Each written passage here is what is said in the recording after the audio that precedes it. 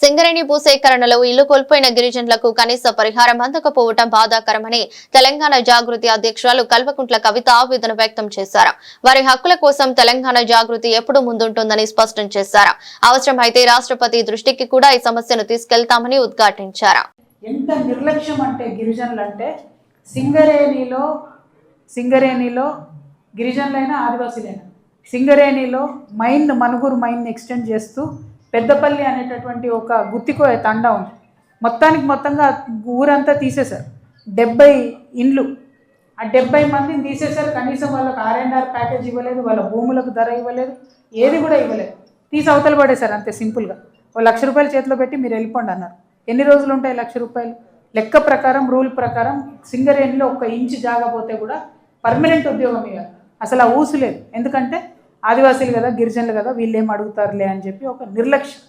So ఈ జిల్లాలో నేను గమనించిందైతే ఎక్కడా కూడా గిరిజనులకు సంబంధించి ప్రత్యేకమైనటువంటి శ్రద్ధ పెట్టడం కానీ, ఆలోచన చేయడం కానీ ప్రభుత్వం చేయడం లేదు. పైగా ఇదివరకు ఉన్నటువంటి వ్యవస్థలన్నీ కూడా ఒక్కొక్కటి నిర్వీర్యం చేస్తూ పోతున్నారు.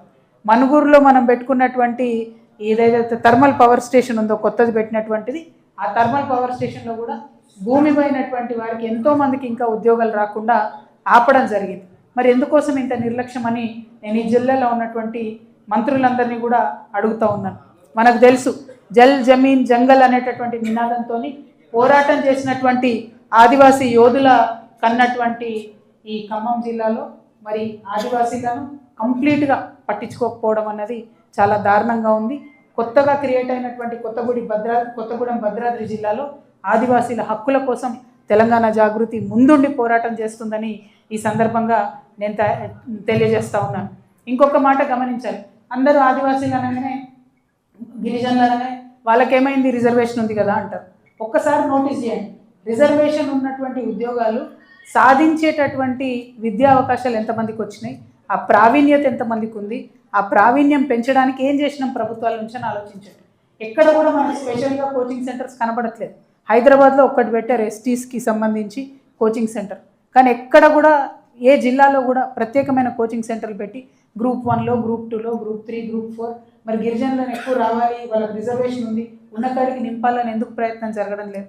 అదొక్కసారి దయచేసి మనందరం కూడా ఆలోచన చేయాల్సినటువంటి విషయం. మనం తప్పకుండా ఆలోచించాలి. ఇప్పుడు ద్రౌపది ముర్ము గారు కూడా సమ్మర్ హాలిడేకి అని చెప్పి వింటర్ హాలిడేకి అని హైదరాబాద్లో వచ్చారు.